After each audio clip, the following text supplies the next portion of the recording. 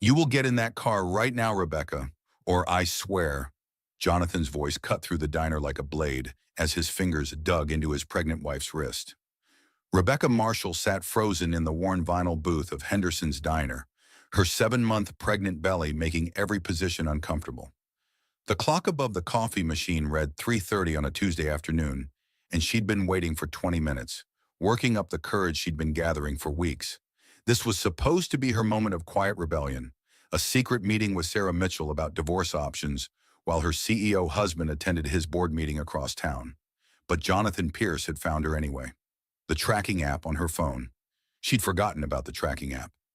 I don't understand why you're so upset, Rebecca said quietly, trying to keep her voice steady even as his grip tightened. I just wanted some fresh air. The baby's been kicking all morning, and I thought, don't lie to me, Jonathan hissed, sliding into the booth across from her with the predatory grace of a man accustomed to getting his way in boardrooms and bedrooms alike. At 34, he commanded a tech empire worth $50 million and had the kind of confident presence that made investors write checks and employees work overtime without complaint. But right now, his carefully cultivated image was cracking at the edges. I can see your location, Rebecca. You've been sitting in this place for over an hour. Who are you meeting? Rebecca's hand instinctively moved to her belly, protecting the life growing inside her. The baby girl seemed to sense her mother's distress, kicking harder against Rebecca's ribs. At 29, Rebecca had once been confident enough to run marketing campaigns for mid-sized companies, but 2 years of marriage to Jonathan had slowly eroded her sense of self until she barely recognized the woman she'd become. No one, she whispered. I'm not meeting anyone. Then why? Jonathan's voice dropped to that dangerous whisper she'd learned to fear. Did you turn off your phone for 37 minutes between 2:15 and 2:52? The diner around them buzzed with typical afternoon activity. A businessman in the corner booth typed furiously on his laptop while nursing cold coffee. 2 elderly women near the window shared a piece of apple pie and decades of friendship. A young mother tried to convince her toddler that grilled cheese was more interesting than the toy cars he'd lined up on the table. Normal people living normal lives, Rebecca thought. When had her life stopped being normal? I told you, Rebecca said, her voice barely audible over the clatter of dishes from the kitchen. The battery died. I forgot my charger. Jonathan's laugh was sharp and bitter. Right. Just like you forgot to mention that you've been researching divorce lawyers online. Did you think I wouldn't notice the browser history, Rebecca? Did you think I'm stupid? The color drained from Rebecca's face. She'd used private browsing. She'd been so careful. But Jonathan had ways of monitoring everything. Their home network, her devices, even her credit card statements that showed every purchase down to the penny. I don't know what you're talking about, she said, but they both knew she was lying. Get up, Jonathan commanded, his voice returning to its normal volume, but losing none of its menace. We're going home. Now. I haven't finished my... Get up, Rebecca. She looked down at her untouched sandwich and cold tea. Her hands shook as she reached for her purse, a designer bag that Jonathan had chosen for her birthday. Everything in her life carefully curated by his preferences, his image of who she should be. I'm not ready to leave, she said, the words surprising her with their firmness. Jonathan's eyes narrowed. In the corporate world, people jumped when he spoke. At home, Rebecca had learned to anticipate his moods, to smooth over his irritations, to make herself smaller so he could feel larger. But today, something was different. Maybe it was the baby who seemed to be giving her courage with every kick. Maybe it was the months of planning that had led to this moment. Or maybe she was just tired of being afraid in her own life. What did you say? Jonathan's voice carried that edge that made board members reconsider their positions and employees work weekends without overtime pay. I said I'm not ready to leave.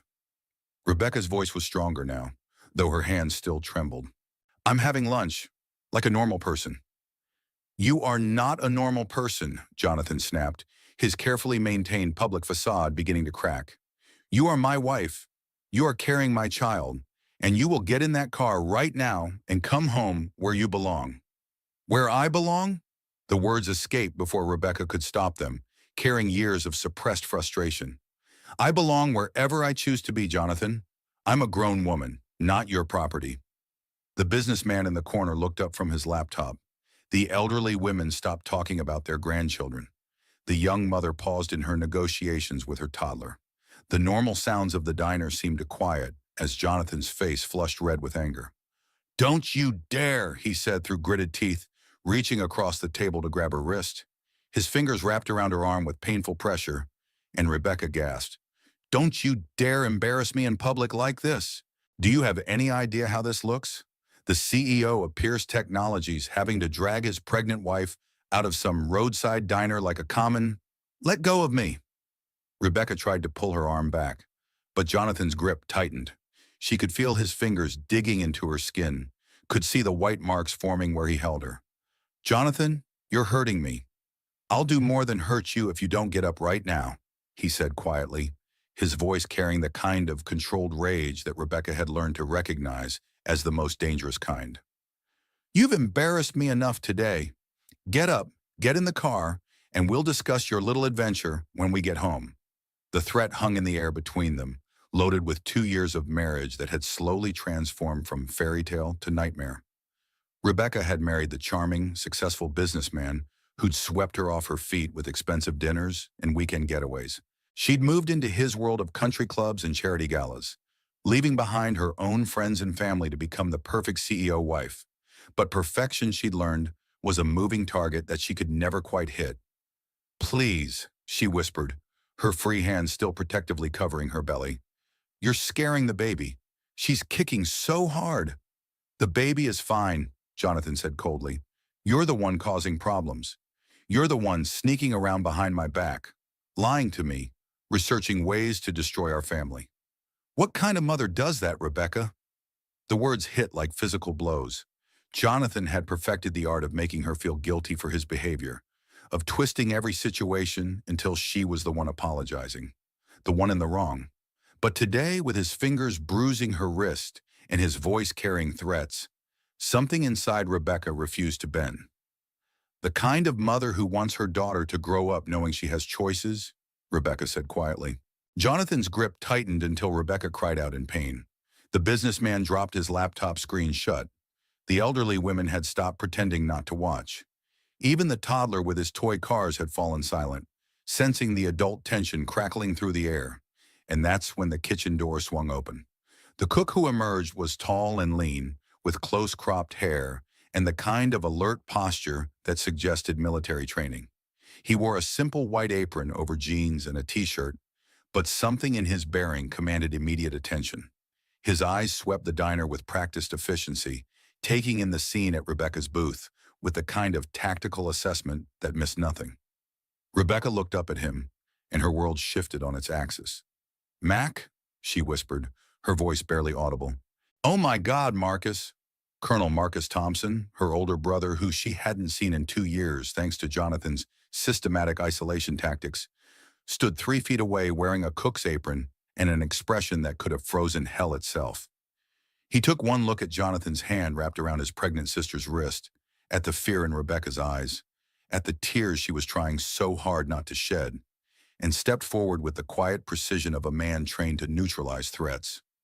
"Afternoon, folks," Max said calmly, his voice carrying the kind of authority that came from leading soldiers through combat zones. "Everything all right over here?" Jonathan looked up at the interruption, his face flushed with irritation at being disturbed in what he clearly considered a private family matter. His grip on Rebecca's wrist didn't loosen. If anything, it tightened possessively as he sized up the man who dared to interfere.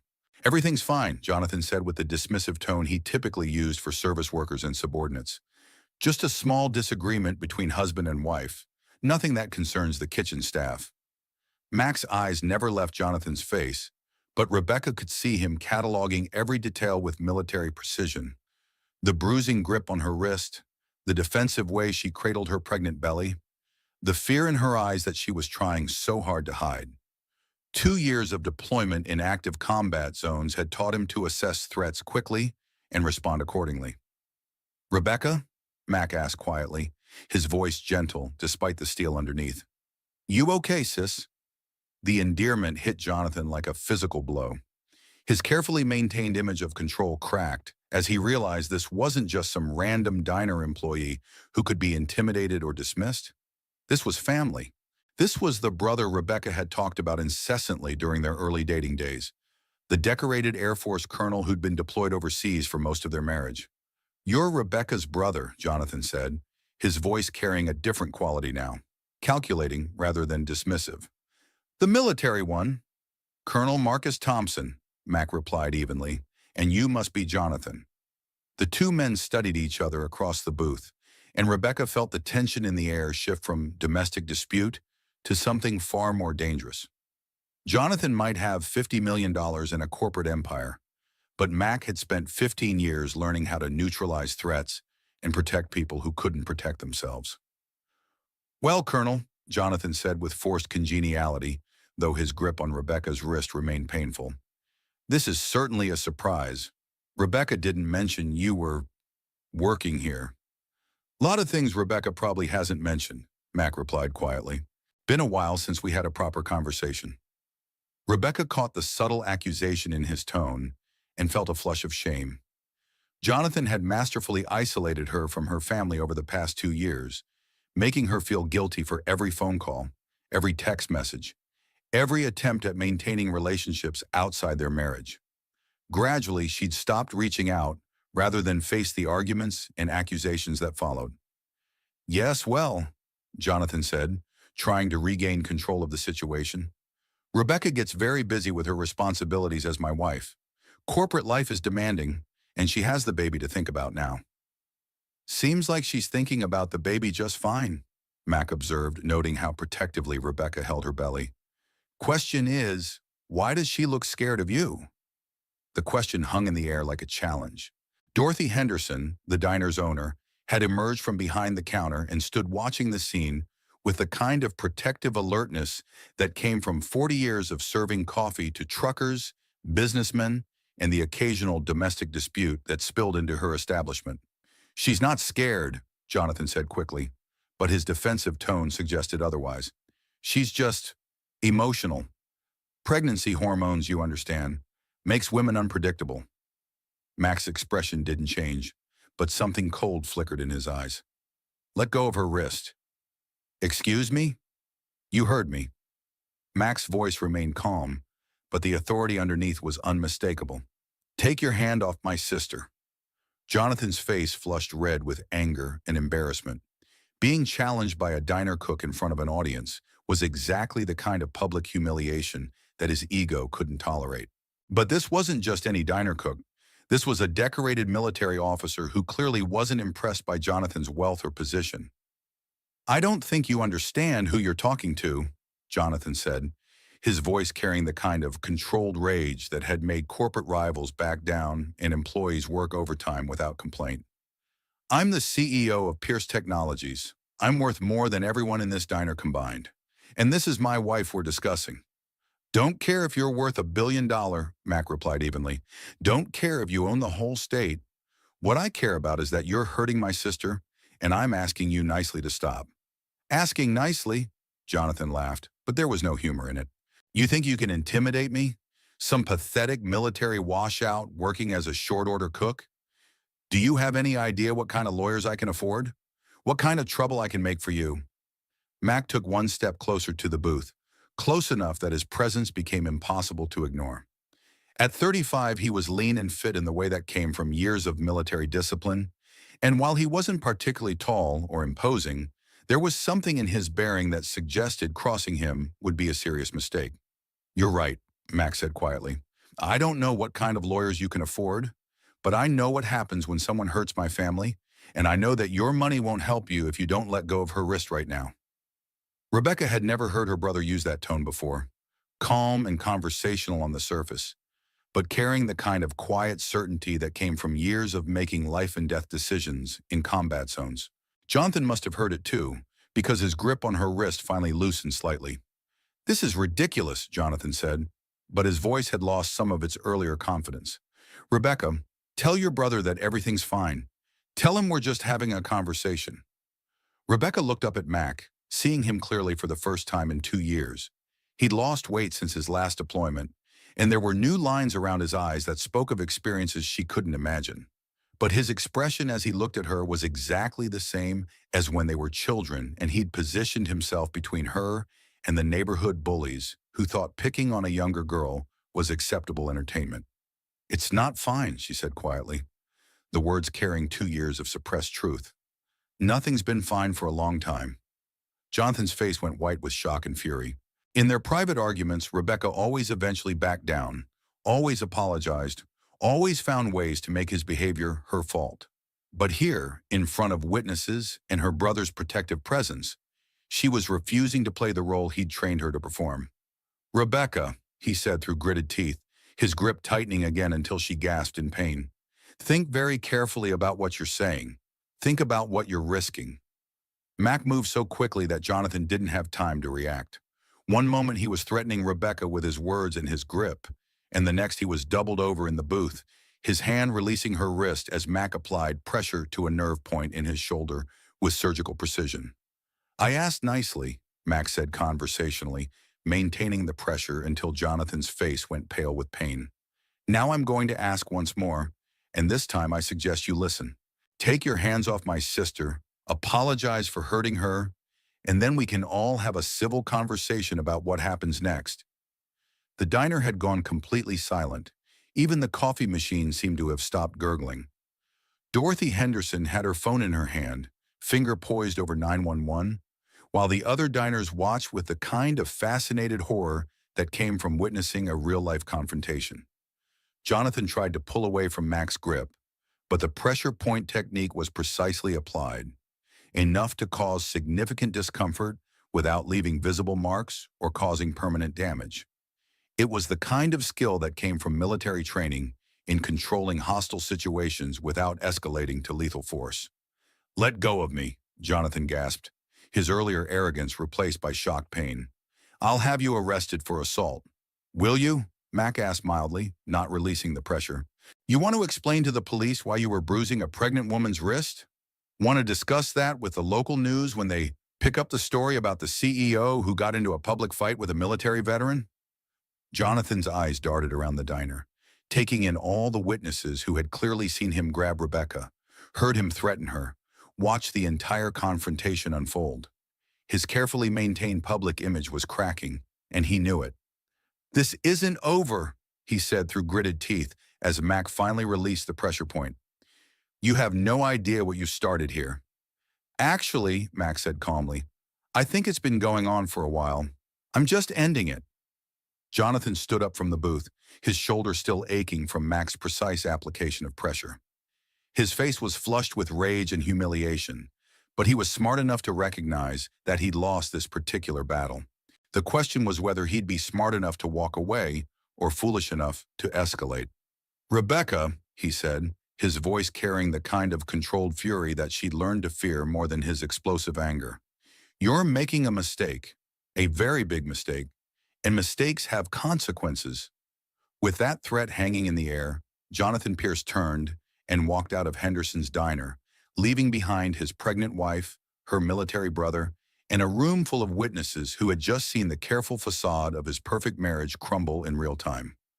Rebecca looked down at her wrist, already seeing the finger-shaped bruises forming on her pale skin, and realized that after 2 years of careful isolation and systematic control, she was finally not alone anymore. The silence that followed Jonathan's dramatic exit lasted approximately 10 seconds before the diner erupted in a buzz of concerned voices and scraping chairs. Dorothy Henderson was the first to move, appearing at Rebecca's booth with a clean dish towel wrapped around ice from the drink station. "For your wrist, honey," Dot said gently, her voice carrying the kind of maternal authority that came from 40 years of taking care of people who wandered into her establishment seeking more than just food. "Mac, get her some water and maybe some of that chamomile tea from the back." Max slid into the booth across from his sister, his expression carefully controlled, but his eyes showing the kind of fury that came from seeing someone he loved being hurt. At 35, he'd learned to manage his anger in combat zones, but domestic violence against his pregnant sister pushed him dangerously close to his limits. "How long?" he asked quietly, nodding toward Rebecca's bruised wrist. "How long has this been going on?" Rebecca pressed the ice-wrapped towel against her wrist, wincing at the cold but grateful for the numbing relief. The bruises were already darkening, 5 perfect finger-shaped marks that told their own story. She'd gotten good at hiding bruises over the past year. Makeup could cover a lot, and long sleeves were fashionable even in summer. "It's not usually physical," she said quietly, not quite meeting his eyes. "Mostly it's just control. He needs to know where I am, who I'm talking to, what I'm spending money on. The tracking app on my phone, cameras in the house, monitoring my credit cards.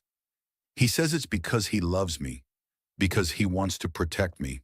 Mac's jaw tightened, but his voice remained gentle. "And the physical part?" Rebecca touched her belly protectively. "Started about 3 months ago when I began showing. Nothing major, just grabbing my arm when he was angry, pushing me away when I tried to hug him. Today was the first time she gestured to her wrist, unable to finish the sentence. "Jesus, Becca." Mac ran a hand through his close-cropped hair, and Rebecca could see him struggling to process what she was telling him. "Why didn't you call me? Why didn't you reach out?" The question carried no judgment, only pain, but Rebecca felt the familiar weight of shame anyway. How could she explain that Jonathan had slowly, systematically convinced her that her family didn't really care about her? That Mac was too busy with his military career to be bothered with her problems? That reaching out would only prove what Jonathan always said, that she was weak, needy, incapable of handling her own life? "He moved us away from everyone," Rebecca said finally. "Said it was for his career, but really it was to isolate me. Then he started monitoring everything, my phone, my email, even my internet browsing. If I called you or mom and dad, he'd want to know what we talked about, why I needed to bother you with my problems. He made it seem like I was being selfish for wanting to maintain relationships outside our marriage." Mac's expression grew darker with each revelation, but he kept his voice calm and steady. Combat experience had taught him that survivors needed to feel safe before they could share the full truth, and he could see that Rebecca was still scared. Not just of Jonathan, but of the consequences of finally speaking up. "You're not selfish," he said firmly, "and you're not bothering anyone by needing your family. That's what family is for." Dorothy returned with the chamomile tea and pulled a chair up to their booth, settling her solid frame with the kind of purposeful movement that suggested she had something important to say.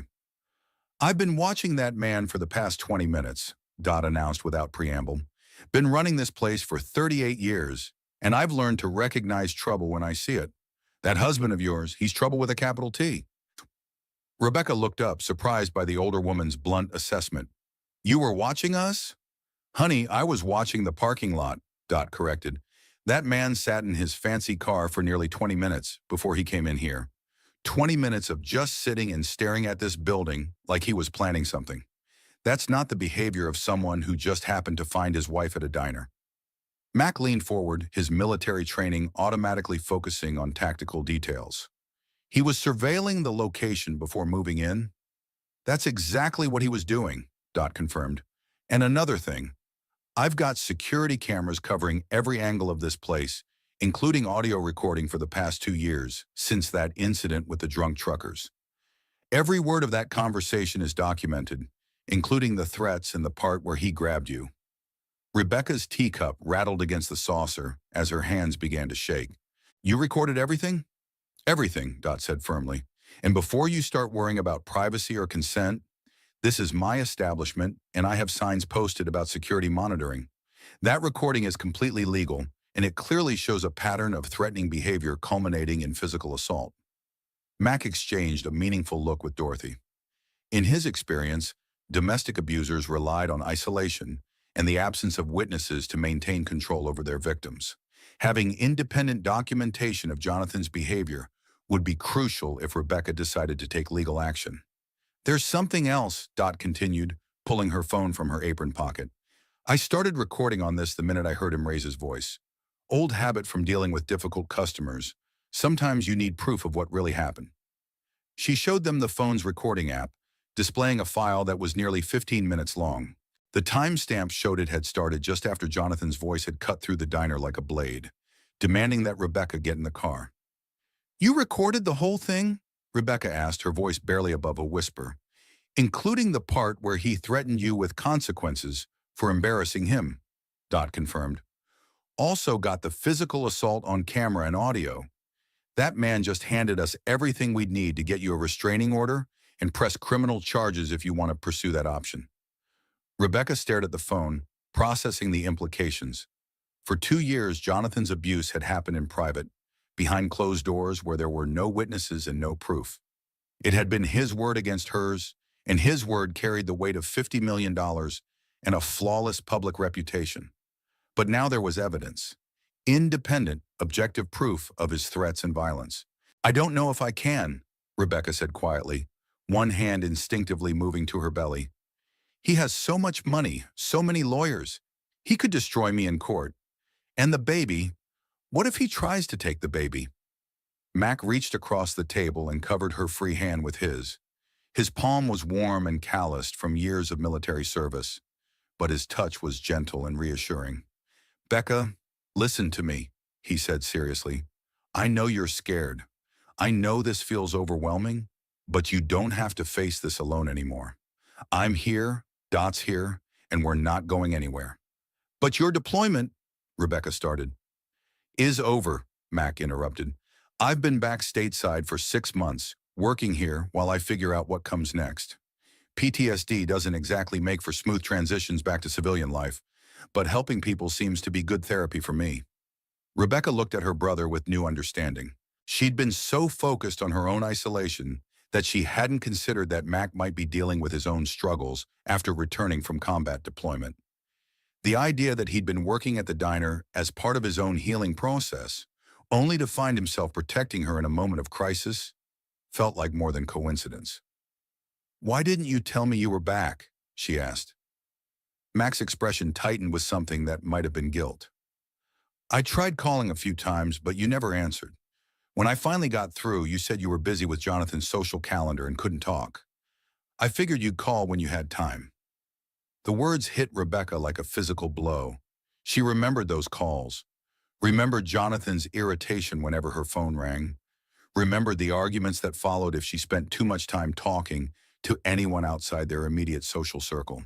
Gradually, it had become easier to let calls go to voicemail, to text brief responses instead of having conversations. He made it difficult, she admitted.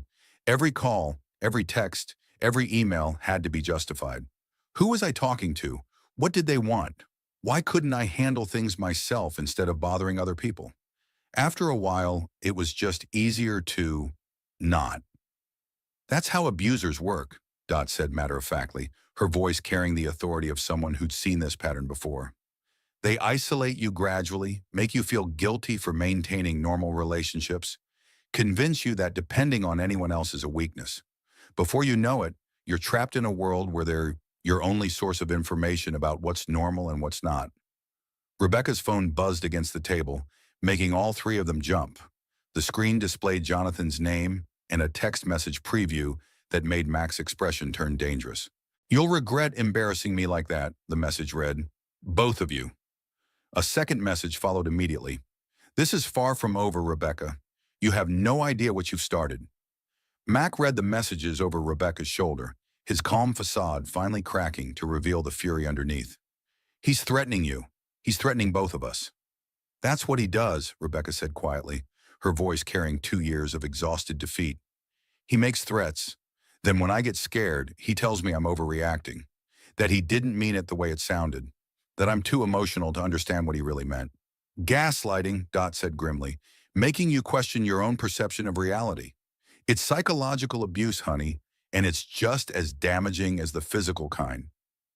Max stood up from the booth with sudden decision, his military bearing returning in full force. Becca, I need you to listen to me carefully.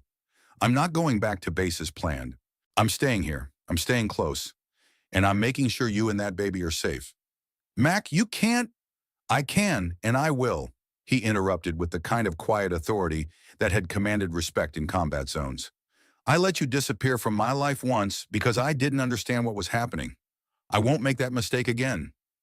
Rebecca looked at her brother, seeing him clearly for the first time in years, the lean frame that spoke of too many MREs and too much stress.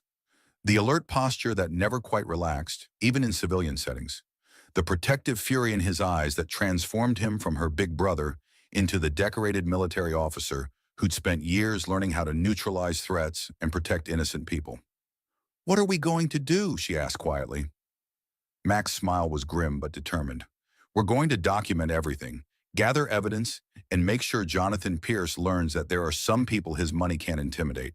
Outside in the parking lot, Jonathan's Mercedes sat idling under the afternoon sun, its occupant making phone calls with the kind of animated gestures that suggested he was marshaling his considerable resources for war. But inside Henderson's diner, Rebecca Thompson Pierce was no longer alone, no longer isolated, and no longer willing to be afraid of the man who'd spent 2 years convincing her that she was powerless. The battle was about to begin, and for the first time in months, Rebecca felt like she might actually have a chance of winning. Sarah Mitchell arrived at Henderson's diner 45 minutes after Rebecca's text, her usually immaculate lawyer's composure slightly disheveled from the emergency drive across town. At 42, Sarah commanded respect in family courts with her sharp wit and thorough preparation. But the scene that greeted her in the diner booth stopped her cold. Rebecca sat wrapped in a borrowed sweater from Dot's Lost and Found, her bruised wrist elevated on a stack of napkins, while her brother maintained a protective position that screamed military training. The contrast between the successful CEO wife Sarah remembered from law school alumni events and the frightened woman before her was stark and heartbreaking. "Jesus, Becca," Sarah breathed, sliding into the booth next to her former classmate. "When you texted that you needed help, I thought you meant divorce paperwork. I didn't realize—" "It escalated quickly," Rebecca said quietly, unconsciously cradling her pregnant belly. "I don't think I fully understood how bad things had gotten until today." Sarah's trained eye cataloged the evidence. The finger-shaped bruises on Rebecca's wrist, the defensive posture, the way Rebecca flinched slightly when Sarah moved too quickly. As a family lawyer specializing in domestic relations, she'd seen this pattern countless times, but it was different when the victim was someone she'd known since law school. "Tell me everything," Sarah said, pulling out her legal pad and a digital recorder. "Start from the beginning, and don't leave anything out. Even details that seem minor could be important later." Mac listened silently as Rebecca recounted 2 years of systematic isolation and control, occasionally asking clarifying questions with the precision of someone trained to gather intelligence. Sarah took notes steadily, her expression growing darker with each revelation about Jonathan's methods of manipulation and surveillance. "The financial control is particularly concerning," Sarah said when Rebecca finished her account. "Freezing access to joint accounts, monitoring every purchase, requiring permission for basic expenses. That's economic abuse, and it's a recognized form of domestic violence in this state." "Adrahanam. But he always said it was because he loved me," Rebecca said, the words carrying the exhausted confusion of someone whose reality had been systematically distorted.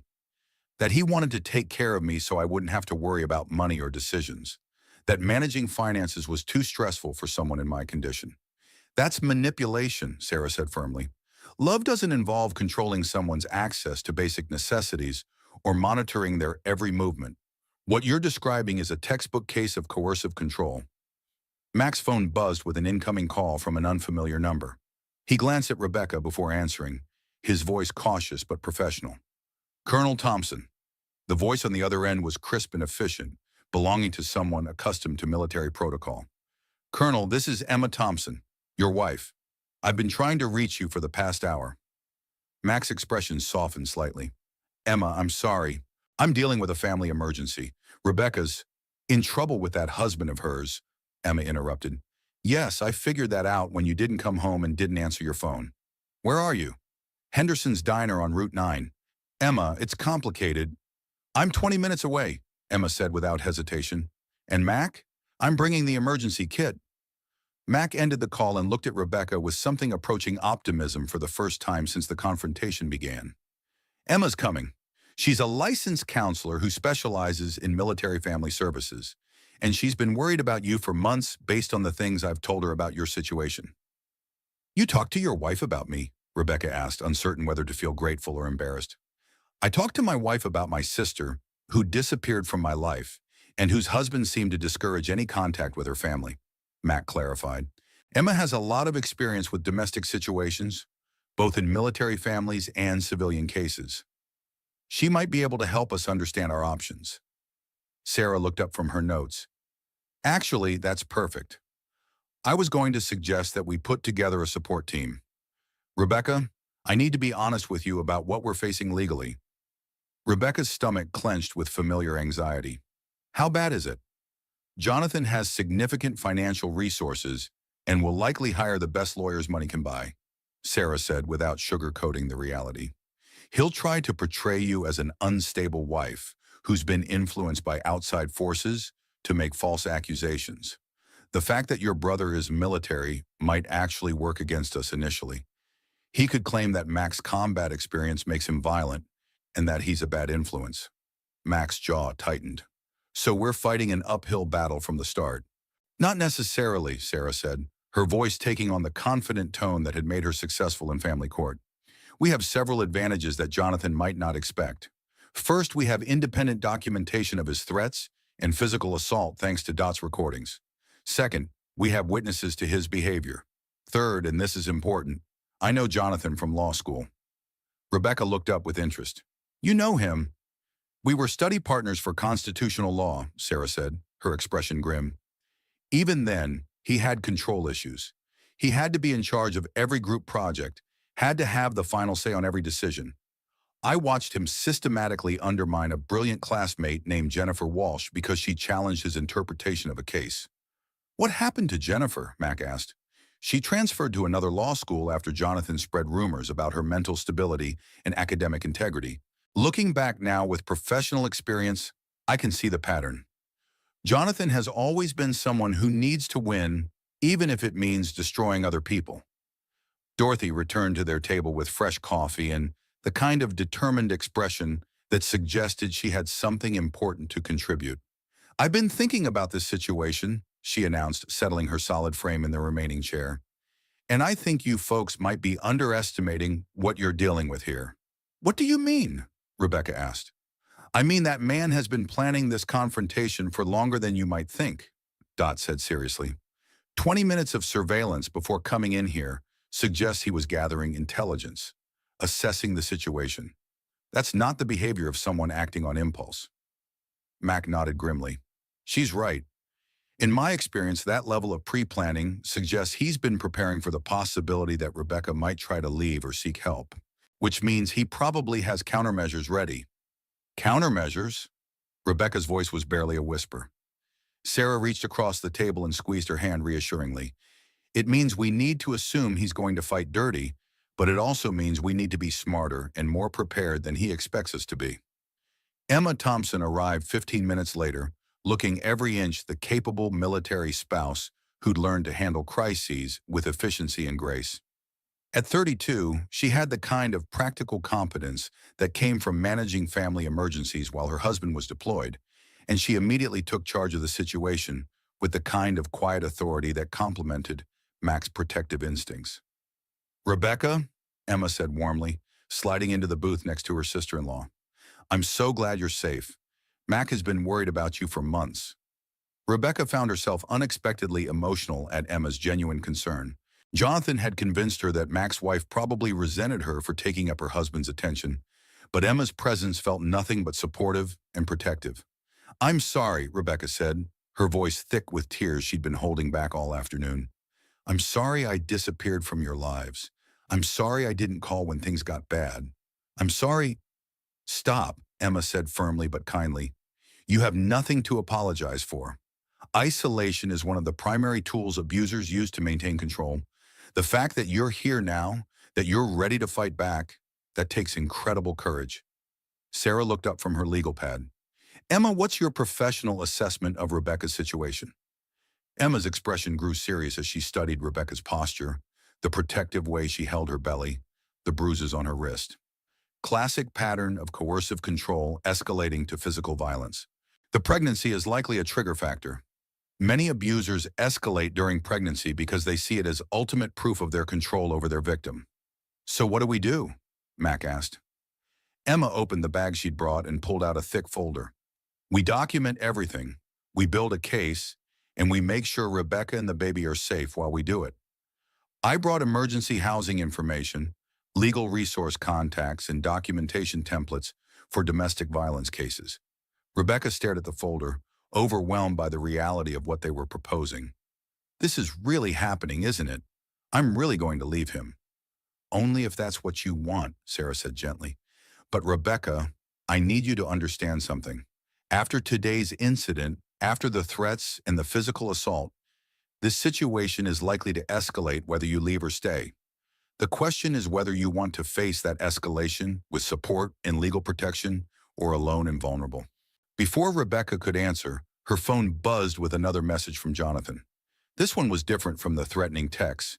It was calculated and manipulative, designed to make her feel guilty and afraid. I'm sorry for losing my temper today, the message read. I was worried about you and the baby. Can we please talk? I love you and I want to work this out. Don't let other people destroy our marriage. Mac read the message over her shoulder and made a sound of disgust. Textbook abuser response. Apologize, minimize the violence, blame outside influences, and make promises about change. The next message will probably threaten consequences if she doesn't respond, Emma added. It's a predictable cycle. Violence, remorse, honeymoon period, then escalating tension leading back to violence. Rebecca's phone buzzed again, proving Emma's prediction correct. If you don't come home tonight, I'll have to assume you're not acting in the baby's best interests. I have lawyers who can help me protect our child from this situation. The threat was clear. Comply or face a custody battle. Sarah read the message and made notes in her legal pad. He's establishing a paper trail to support claims that you're an unfit mother. These texts could actually help our case by showing his pattern of threats and manipulation. But what if he's right? Rebecca asked quietly. What if I am being selfish? What if leaving is bad for the baby? The question hung in the air, loaded with 2 years of systematic psychological manipulation designed to make Rebecca doubt her own judgment and instincts. Emma leaned forward and spoke with the kind of quiet authority that came from years of counseling military families in crisis. Rebecca, answer me honestly. When you think about your daughter growing up, do you want her to believe that love looks like being controlled, monitored, threatened, and hurt? Rebecca's hand moved instinctively to her belly, protecting the life growing inside her. No, never. Then you have your answer, Emma said simply. Breaking the cycle of abuse isn't selfish. It's the most important thing you can do for your daughter. Max stood up from the booth with sudden decision. Becca, I want you to stay with Emma and me tonight. We have a spare room, and our base housing has security that even Jonathan's money can't circumvent. Mac, I can't ask you to. You're not asking, Mac interrupted with the kind of quiet authority that had commanded respect in combat zones. I'm telling you, you're my sister, you're in danger, and you're coming home with us where you'll be safe. Rebecca looked around the table at these people who'd materialized out of nowhere to offer protection and support. Sarah, the successful lawyer who was willing to take on a powerful adversary. Dorothy, the diner owner who documented everything and was ready to testify. Mac, the decorated colonel who'd positioned himself between her and danger. Emma, the counselor who understood the psychology of abuse and was offering practical help. For the first time in 2 years, Rebecca wasn't alone. Okay, she said quietly, the word carrying the weight of a decision that would change everything. Okay, I'll come with you. Outside in the parking lot, Jonathan's Mercedes had been replaced by a black SUV with tinted windows. The message was clear. He was escalating his surveillance and preparing for a prolonged conflict. But inside Henderson's diner, Rebecca Thompson Pierce was surrounded by people who understood that some battles were worth fighting, and that family meant showing up when someone needed you most, regardless of the cost or consequences. The war was about to begin in earnest, but for the first time since her marriage began, Rebecca felt like she might actually have a chance of winning. Jonathan's retaliation began at 6:47 the next morning when Rebecca discovered that her debit card had been canceled and her access to their joint checking account had been frozen. She stood in the base commissary holding a cart full of basic necessities for her extended stay with Mac and Emma. Her card declined repeatedly while other military families waited patiently in line behind her. I'm sorry, Rebecca said quietly to the cashier, her face burning with embarrassment as she pulled items from her cart. I don't understand what's wrong with my card. Mac appeared at her elbow, having been alerted by Emma, who was monitoring the situation from their kitchen table, where she'd set up a command center of legal documents and resource information. He pulled out his own wallet without comment and paid for Rebecca's groceries, but his expression was grim with understanding. This was exactly the kind of financial warfare that domestic abusers use to maintain control. $67.34, Max said quietly as they loaded groceries into his truck. That's how much it cost him to send you a message about your complete financial dependence on his goodwill. Rebecca's phone had been buzzing continuously since dawn, with a carefully orchestrated campaign of manipulation and intimidation. The first messages were apologetic and pleading, designed to make her feel guilty for leaving. When those didn't generate a response, they became increasingly threatening, focusing on her financial vulnerability and the legal consequences of her actions. You have no money, no job, no way to support yourself or the baby, one message read. Come home and we can work this out like adults. The next message was more explicit. My lawyers tell me that abandoning the marital home while pregnant could be seen as evidence of mental instability. Don't make this harder than it needs to be. Sarah Mitchell called during breakfast to report that Jonathan's legal team had moved with impressive speed to establish their narrative. They'd filed emergency petitions claiming that Rebecca had been kidnapped or coerced by her military brother, and they were seeking immediate court orders to compel her return to the marital home for her own safety and that of the unborn child. It's complete bullshit, Sarah said bluntly during the conference call she'd set up with Mac and Emma present. But it's strategically smart bullshit. Jonathan's positioning himself as the concerned husband, trying to protect his mentally unstable wife from dangerous outside influences. How dangerous is this legally? Mac asked, his military experience automatically assessing threat levels and potential countermeasures. In the short term, not very, Sarah replied. We have documentation of his threats and assault, plus witness testimony. But in the long term, he's building a case that could be problematic in custody proceedings. We need to counter his narrative with evidence of our own. Emma looked up from her laptop where she'd been researching domestic violence resources and legal precedents. I've been in contact with 3 other women who've had relationships with Jonathan Pierce over the past 10 years. 2 of them are willing to provide testimony about his pattern of controlling behavior. Rebecca's heart stopped. Other women? A college girlfriend who broke up with him after he started monitoring her phone calls and following her to classes. A business associate who dated him briefly and ended the relationship when he began showing up at her workplace, unannounced and questioning her colleagues about her activities. Both described the same pattern: initial charm followed by systematic attempts to control and isolate. The revelation that Jonathan's abusive behavior predated their marriage hit Rebecca like a physical blow. She'd spent 2 years believing that somehow she was the problem, that her own shortcomings had triggered his controlling behavior. The idea that this was simply who he was, and that she was just his latest victim, was both devastating and oddly liberating. There's more, Emma continued. One of his former business partners is willing to testify about Jonathan's reaction when she challenged him during a board meeting. He apparently became so enraged that security had to be called, and she ultimately left the company rather than continue working with him. Mac's expression grew thoughtful as he processed this information through the lens of his military intelligence training. He has a documented pattern of aggressive behavior when challenged or when he feels his control is threatened. That's useful. But it also makes him more dangerous, Sarah pointed out. Men like Jonathan don't typically escalate gradually. When they feel their control slipping, they tend to pull out all the stops. As if summoned by their conversation, Rebecca's phone rang with Jonathan's name on the caller ID.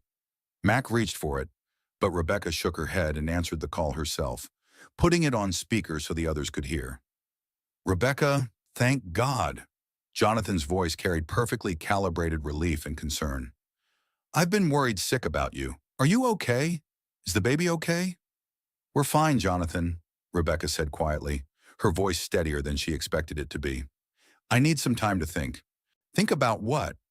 Jonathan's tone shifted slightly, becoming more controlling. Think about destroying our marriage? Think about keeping my child away from me? Rebecca, this is insane.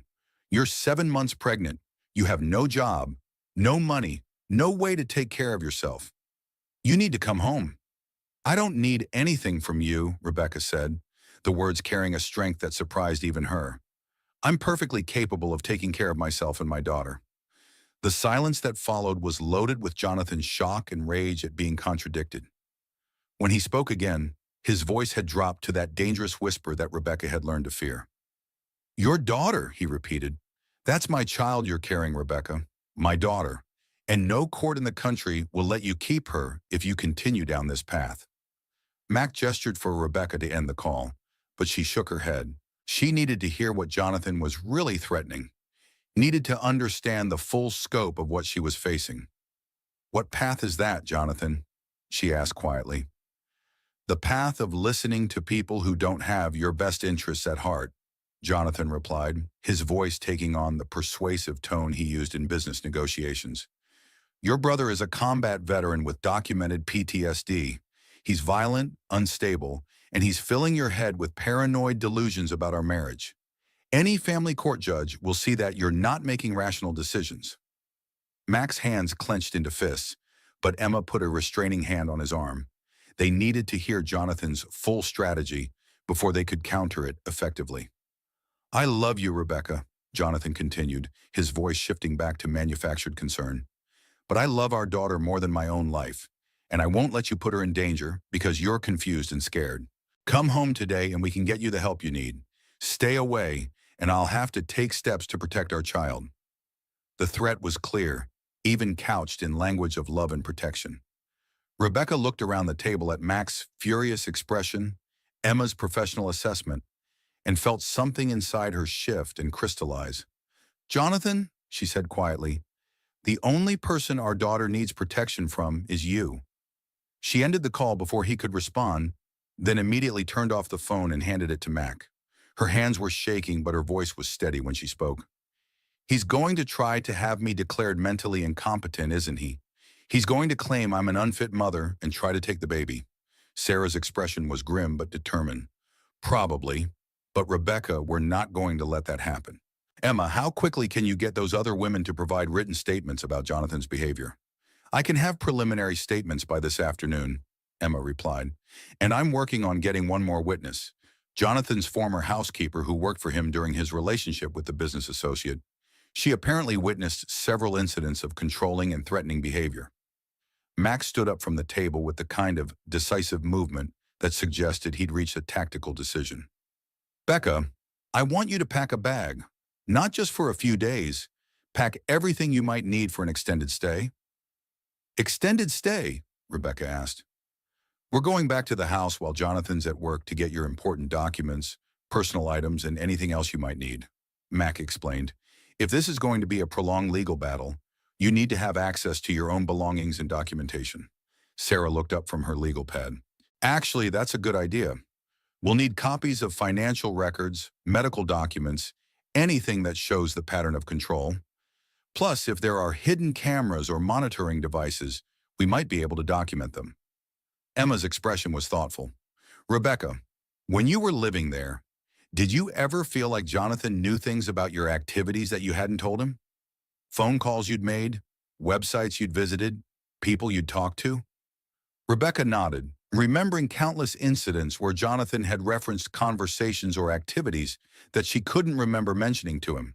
All the time. I thought I was just forgetting what I told him.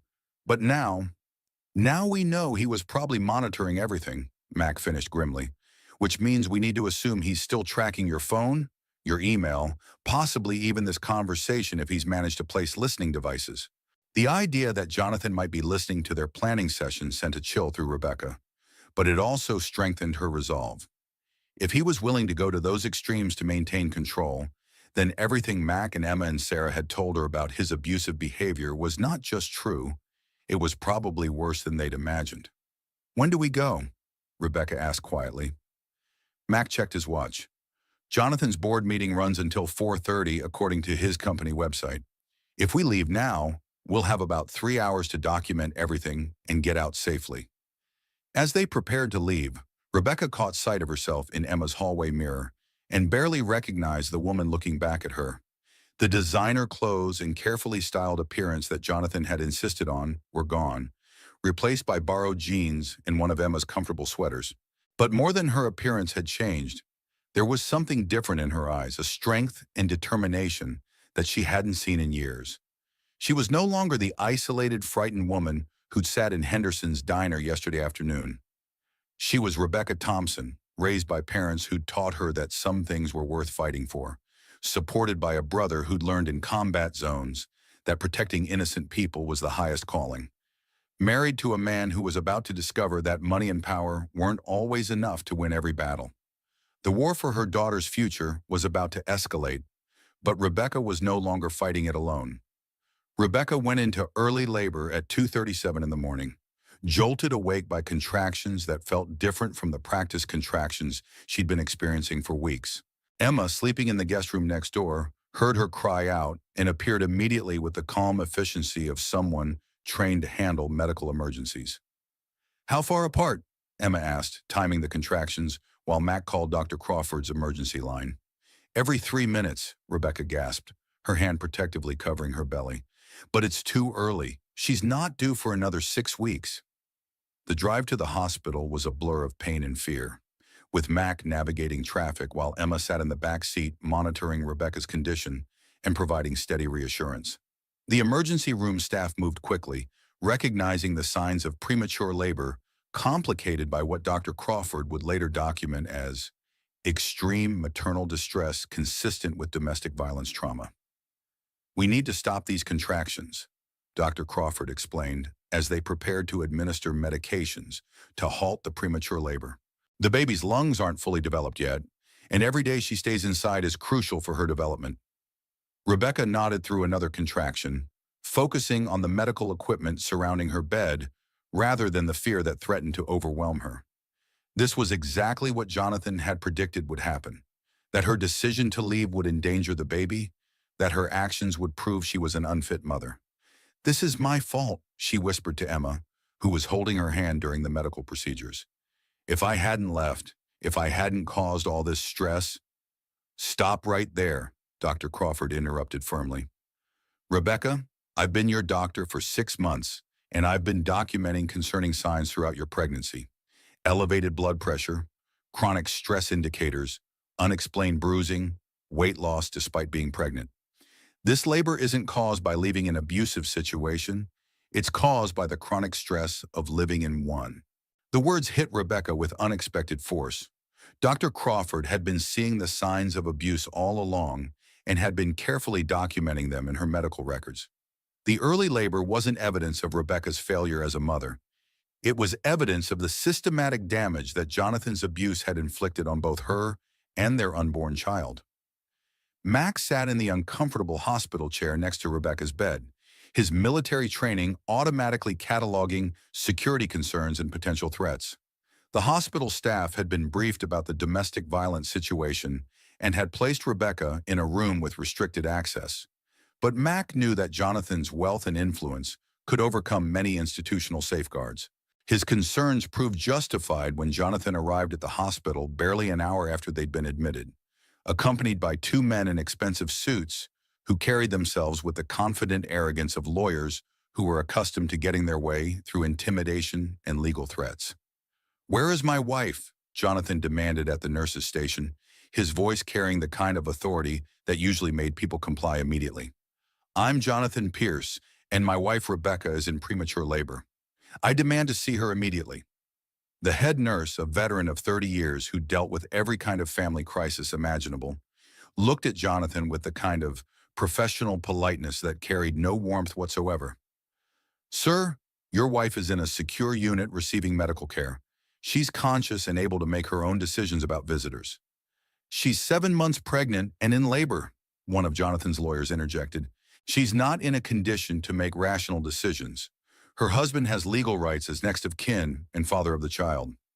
Mac appeared in the hallway at that moment, and the temperature in the corridor seemed to drop several degrees as the 2 men faced each other across the sterile institutional space. Jonathan's perfectly tailored appearance and expensive legal backup contrasted sharply with Mac's casual clothes and calm, alert bearing. "Colonel Thompson," Jonathan said with forced civility. I'm glad you're here. Perhaps you can explain to the hospital staff that my wife needs her husband during this medical crisis. Your wife, Mac replied quietly, has made it very clear that she doesn't want to see you. The hospital staff is simply respecting her wishes. Jonathan's facade of control cracked slightly, revealing the rage underneath. She's in premature labor because of the stress you've caused her. Your interference in our marriage has endangered my child, and I'll make sure everyone knows it. Dr. Crawford emerged from Rebecca's room at that moment, and her expression when she saw Jonathan was professionally cool but loaded with disapproval. At 51, she delivered thousands of babies and had learned to recognize the signs of domestic violence with disturbing frequency. Mr. Pierce, she said formally, your wife is stable, and we've successfully stopped the premature labor for now. However, she needs complete bed rest and minimal stress to prevent future episodes. Then you understand why she needs to come home where I can properly care for her, Jonathan said, his voice taking on the persuasive tone that had built his business empire. This military base housing situation is clearly not appropriate for a high-risk pregnancy. Actually, Doctor, Crawford replied with the kind of quiet authority that came from years of medical practice. What I understand is that your wife's medical condition has dramatically improved since she left your home. Her blood pressure is lower than it's been in months. Her stress indicators are normalized, and she's finally getting proper nutrition and sleep. The words hit Jonathan like a slap, and Mac could see him struggling to maintain his carefully constructed image in front of the hospital staff and his legal team. The implication that Rebecca's health had improved dramatically after leaving him was a direct challenge to his narrative of being the concerned husband protecting his unstable wife. I want to see her, Jonathan said, abandoning persuasion for direct demand. I have rights as her husband and the father of this child. You have the right to request a visit, Dr. Crawford corrected. She has the right to refuse. And given the documented history of domestic violence and the current restraining order, the hospital's policy is to defer to the patient's wishes in these situations. Jonathan's face flushed red with rage and humiliation. Being denied access by medical staff in front of witnesses was exactly the kind of public rejection that his ego couldn't tolerate. Mac could see him calculating his options, and none of them were good for anyone involved. This isn't over, Jonathan said quietly, his voice carrying the kind of controlled fury that Rebecca had learned to fear. I'll be back with court orders if necessary. That's my child she's carrying, and no one has the right to keep me away from my own family. After Jonathan and his legal team left, Mac returned to Rebecca's room to find her connected to monitoring equipment that tracked both her vital signs and the baby's heartbeat. The steady electronic sounds were reassuring, but Rebecca's expression was filled with guilt and fear. He's right, isn't he? She said quietly. This happened because I left him. The stress of all this fighting caused the early labor. Dr. Crawford pulled up a chair next to Rebecca's bed, her expression serious but kind.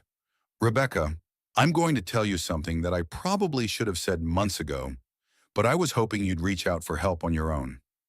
Your pregnancy has been medically complicated from the beginning due to chronic stress, malnutrition, and what I now recognize as classic signs of domestic abuse. Rebecca stared at her doctor in shock. You knew? I suspected, Dr. Crawford admitted. The weight loss during pregnancy, the elevated blood pressure, the way you flinched when I examined areas where you had bruising. But suspecting abuse and proving it are two different things, and many women aren't ready to acknowledge what's happening until they're ready to take action. Mac leaned forward in his chair. So Rebecca leaving didn't cause this medical crisis? Rebecca leaving probably prevented a much worse medical crisis, Dr. Crawford said firmly. Chronic stress during pregnancy can cause premature labor, low birth weight, developmental delays, and a host of other complications. The fact that we were able to stop this episode and that both mother and baby are now stable is actually remarkable given what she's been enduring. The relief that flooded through Rebecca was overwhelming, and she finally allowed herself to cry, not from fear or guilt, but from the release of 2 years of believing that everything was her fault.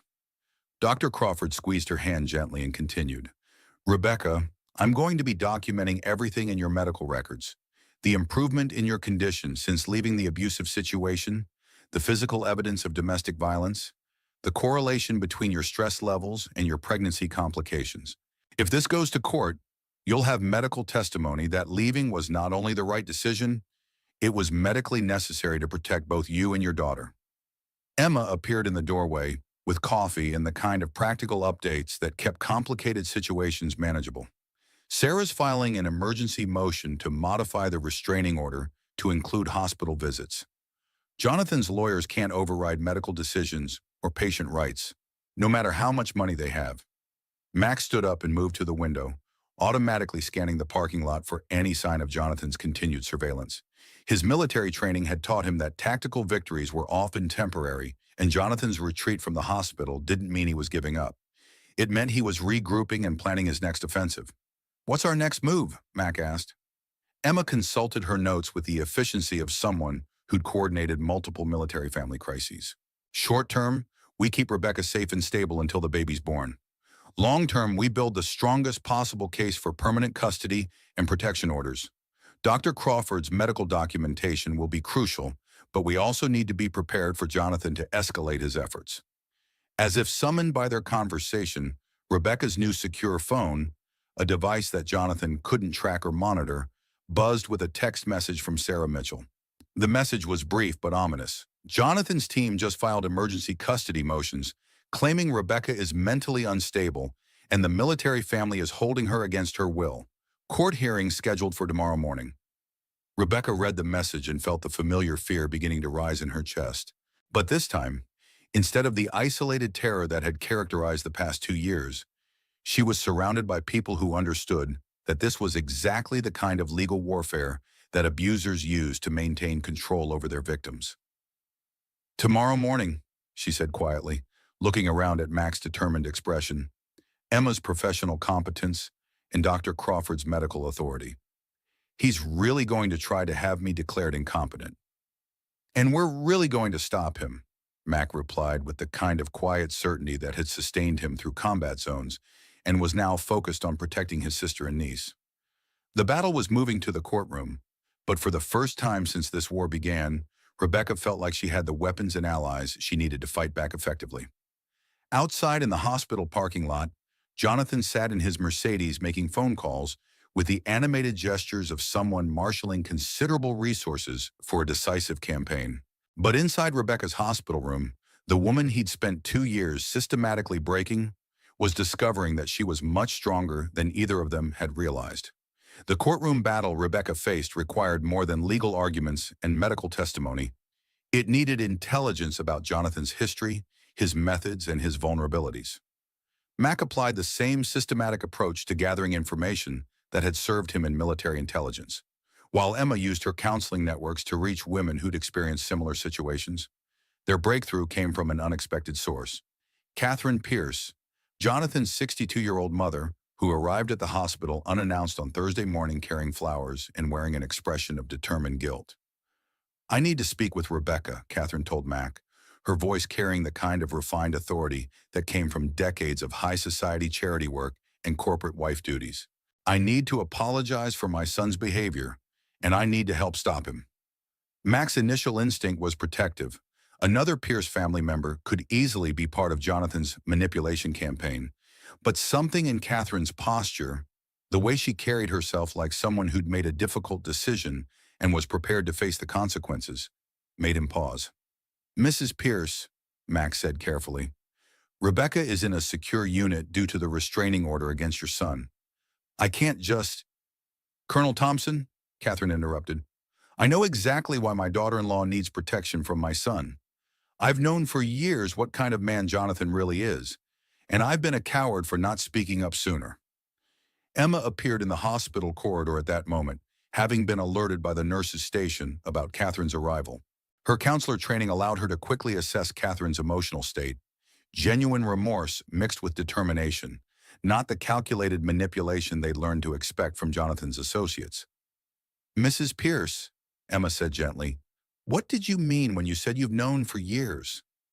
Catherine's composure cracked slightly, revealing the pain underneath her polished exterior.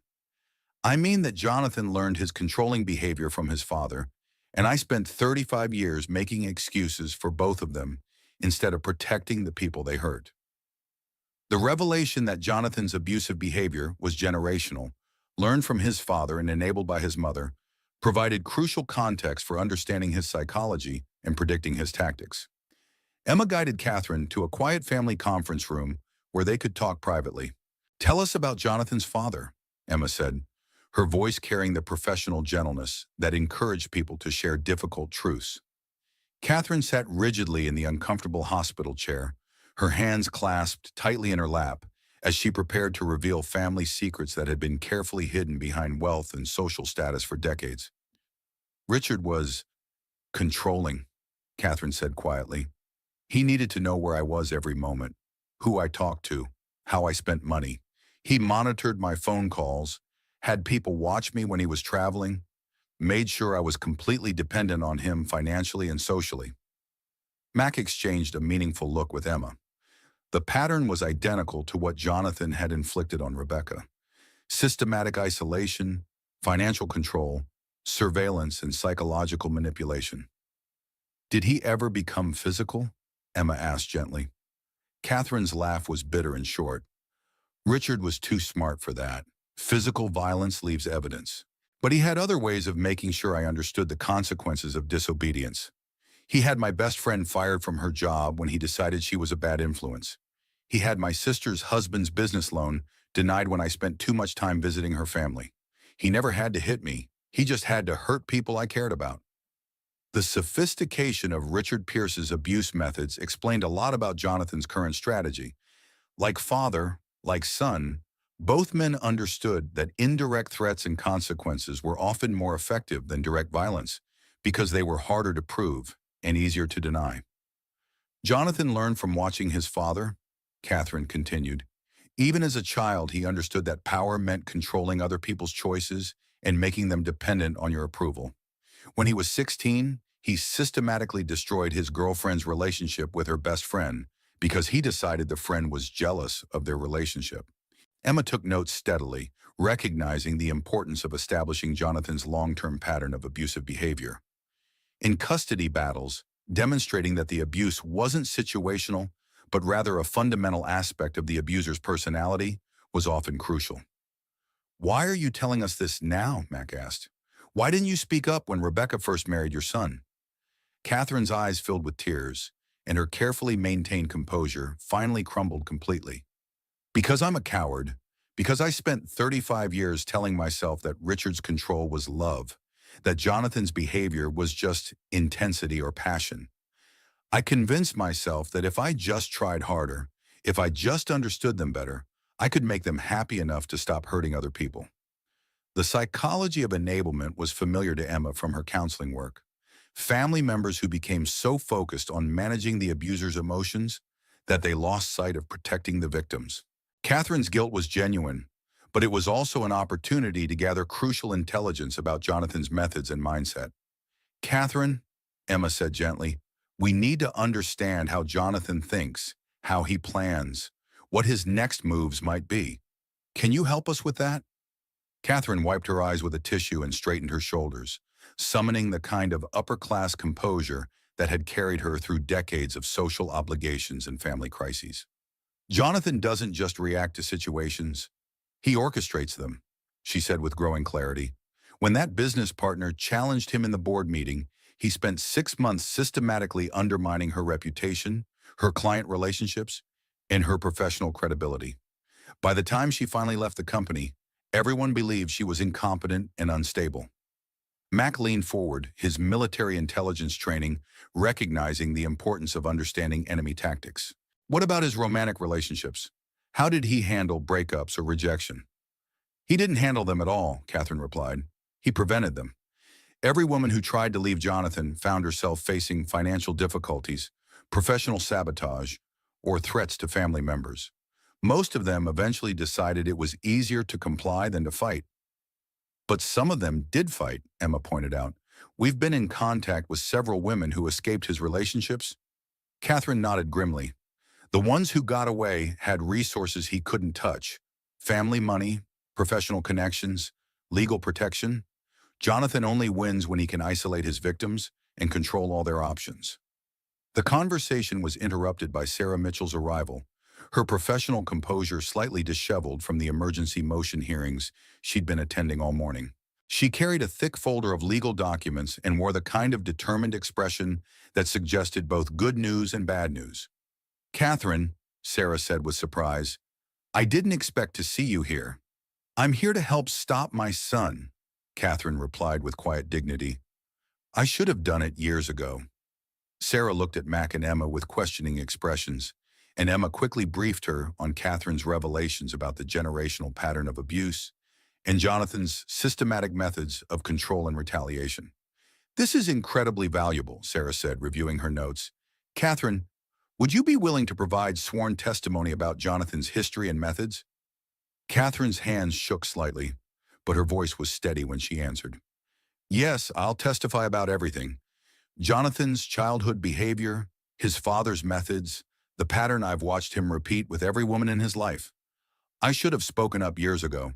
Sarah made notes rapidly, her legal mind already cataloging how Catherine's testimony could counter Jonathan's narrative of being a concerned husband, protecting his mentally unstable wife from dangerous outside influences.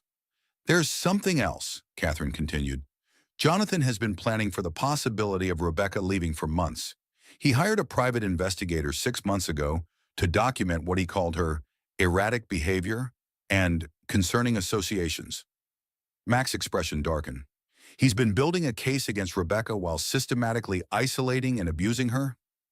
"It's what his father would have done," Catherine confirmed. "Create the problem, document the victim's reaction to the problem, then use those reactions as evidence of instability." Emma's phone buzzed with an urgent text from Dr. Crawford. "Jonathan's lawyers just tried to have Rebecca's medical records subpoenaed. Hospital legal department is fighting it, but we need to move quickly." The urgency of the situation crystallized around them. Jonathan wasn't just fighting for custody, he was fighting to control the narrative, to position himself as the victim of his wife's mental instability and his brother-in-law's violent influence. "We need those other women to go on record," Sarah said with growing determination. "Catherine's testimony is powerful, but we need multiple voices establishing the pattern." Emma was already making phone calls, using her network of counselors and advocates to reach the women who'd previously shared their experiences with Jonathan's controlling behavior. The response was mixed. Some were too afraid of retaliation to go public, but others had been waiting years for someone to hold Jonathan accountable. By evening, they had sworn statements from 3 women detailing Jonathan's systematic methods of control, isolation, and retaliation. More importantly, they had Catherine Pierce's testimony about the generational nature of the abuse and Jonathan's long-term planning for this exact scenario. "He's been preparing for this custody battle since Rebecca got pregnant," Catherine revealed during their final planning session. "He told me that he'd learned from his father's mistakes, that Richard had been too reactive, too emotional. Jonathan planned to be more strategic." Max studied the intelligence they'd gathered with the same systematic approach he'd used to plan military operations. "So he's not just fighting for custody, he's fighting to maintain control over Rebecca and the baby as a long-term strategy." "Exactly," Catherine confirmed. "In Jonathan's mind, losing this battle means losing face, losing control, losing the image of perfection he's spent his entire adult life constructing. He'll use every resource he has to prevent that from happening." Rocking. The next morning brought news that confirmed Catherine's assessment of her son's ruthless determination. Jonathan had filed additional motions claiming that Rebecca's association with Mac posed a direct threat to the unborn child due to Mac's combat-related PTSD, and that her decision to involve outside agitators in their marriage proved her mental instability. But Jonathan had underestimated the strength of the opposition he was facing. Rebecca was no longer an isolated victim with no resources or support. She was surrounded by a decorated military officer, a licensed counselor, an experienced family lawyer, a medical professional documenting the health benefits of leaving the abusive situation, and now his own mother testifying about his lifelong pattern of controlling behavior. The intelligence gathering phase was complete. Now came the real battle, in a courtroom where Jonathan's money and influence would be challenged by evidence, testimony, and the kind of family loyalty that couldn't be bought or intimidated. Judge Patricia Williamson had presided over family court for 15 years, and she'd learned to recognize the difference between genuine concern for a child's welfare and sophisticated manipulation disguised as parental protection. The emergency custody hearing that brought Jonathan Pierce and his high-powered legal team before her bench carried all the hallmarks of the latter. Jonathan's lead attorney, Marcus Rothschild, was everything that $50 million could buy. Harvard-educated, perfectly groomed, and possessed of the kind of polished arrogance that assumed judges would be impressed by expensive suits and veiled threats about political connections. "Your Honor," Rothschild began, his voice carrying the authority of someone accustomed to winning through intimidation, "we are here today to protect an unborn child from a dangerous and deteriorating family situation. My client's wife has been coerced by her brother, a combat veteran with documented PTSD, into abandoning her home and endangering her pregnancy." Rebecca sat at the defendant's table next to Sarah Mitchell, her hands folded protectively over her 7-month pregnant belly. The contrast between Jonathan's expensive legal team and their modest representation was stark, but Sarah had assured her that truth was often more powerful than money in family court. "Furthermore," Rothschild continued, "Mrs. Pierce has been hospitalized due to premature labor directly caused by the stress of her brother's interference in their marriage. She is clearly not capable of making rational decisions about her own welfare or that of her unborn child." Judge Williamson listened impassively, her expression revealing nothing about her assessment of the arguments being presented. At 54, she'd heard every variation of custody dispute imaginable, but something about this case had caught her attention during the preliminary motions. "Mr. Rothschild," Judge Williamson interrupted, "you're asking this court to compel a pregnant woman to return to a home she left voluntarily after what appears to be documented domestic violence. That's a significant request that requires significant evidence." Rothschild smiled with the confidence of someone who'd spent weeks preparing for exactly this challenge. "Your Honor, we have extensive documentation of Mrs. Pierce's increasingly erratic behavior over the past months. Social isolation, paranoid accusations about her husband's normal business activities, and most recently, complete abandonment of her marital responsibilities." Sarah Mitchell stood to address the court, her voice carrying the quiet authority that came from 15 years of fighting for domestic violence survivors in family court. "Your Honor, what Mr. Rothschild characterizes as erratic behavior is actually the normal response of an abuse victim to systematic control, isolation, and intimidation. We have independent medical testimony, security footage, and witness statements documenting a clear pattern of domestic violence." "Alleged domestic violence," Rothschild corrected smoothly. "Mrs. Pierce has never filed charges, never sought medical treatment for injuries, never contacted domestic violence resources. Her sudden accusations conveniently coincide with her brother's return from military deployment and his clear intention to interfere in their marriage." The back and forth continued for an hour, with both sides presenting their evidence and witnesses. Jonathan took the stand as his own first witness, presenting himself as the concerned husband whose successful career and stable home environment provided the ideal situation for raising their daughter. "Your Honor," Jonathan said, his voice carrying the persuasive charm that had built his business empire, "I love my wife more than life itself. Her pregnancy has been difficult, and I understand that hormonal changes and stress can affect judgment and emotional stability. I just want to bring her home where I can take care of her and our daughter properly." Under cross-examination by Sarah Mitchell, Jonathan's polished facade began to show cracks. "Mr. Pierce," Sarah asked, "is it true that you installed tracking software on your wife's phone without her knowledge?" "I wanted to ensure her safety," Jonathan replied smoothly. "A pregnant woman driving alone can face unexpected situations, and I needed to be able to find her if something happened." "Is it true that you froze your wife's access to your joint bank accounts after she left your home?" Jonathan's jaw tightened slightly. "I was concerned about her mental state and wanted to prevent her from making financial decisions that might not be in her best interest or the baby's." "So you made the decision to leave her without access to money for food, medical care, or basic necessities?" "She had everything she needed at home," Jonathan said, his voice taking on an edge that Judge Williamson didn't miss. "If she'd stayed where she belonged instead of listening to outside influences, she wouldn't have needed independent access to funds." The phrase "where she belonged" hung in the courtroom air, revealing more about Jonathan's mindset than hours of testimony about his love and concern for Rebecca's welfare. Mac took the stand next, his military bearing and calm demeanor providing a stark contrast to Jonathan's polished businessman persona. Sarah guided him through his qualifications, his service record, and his current mental health status, establishing that he was neither unstable nor violent despite Jonathan's claims. "Colonel Thompson," Sarah asked, "please describe your sister's condition when you first saw her at Henderson's diner." Mac's voice was steady and professional as he recounted the scene.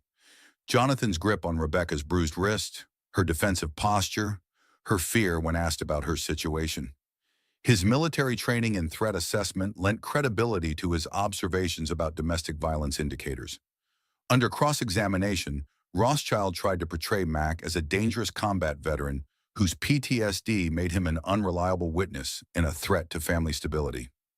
"Colonel Thompson," Rothschild asked, "how many people did you kill during your military service?" Sarah immediately objected, but Mac answered calmly, "Sir, I served my country honorably in defense of freedom and the protection of innocent people. My military service taught me to recognize threats and protect those who cannot protect themselves, including using physical force against my client when he was simply trying to talk to his wife. Sir, I used minimal necessary force to prevent your client from continuing to physically assault my pregnant sister. My training taught me to de-escalate situations while protecting innocent people from harm." The answer was perfect, delivered with the kind of calm authority that made Rothschild's attempts at character assassination seem petty and desperate. Dr. Crawford's testimony provided medical evidence of the improvement in Rebecca's health since leaving the abusive situation, while Emma's professional assessment as a licensed counselor established the psychological patterns typical of domestic violence cases. But the most devastating testimony came from Catherine Pierce. Taking the stand in a simple black dress, her silver hair perfectly styled despite the emotional weight of testifying against her own son, Catherine spoke with the quiet dignity of someone who'd finally found the courage to do the right thing. "Mrs. Pierce," Sarah asked gently, "please tell the court about your observations of your son's behavior toward women throughout his life."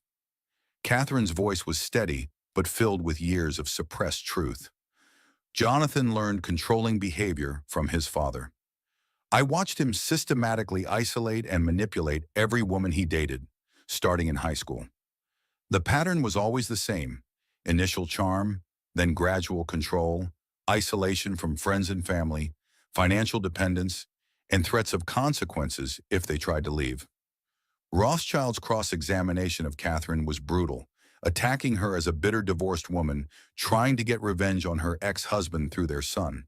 But Catherine's responses were calm and factual, backed by specific examples of Jonathan's behavior dating back to his teenage years.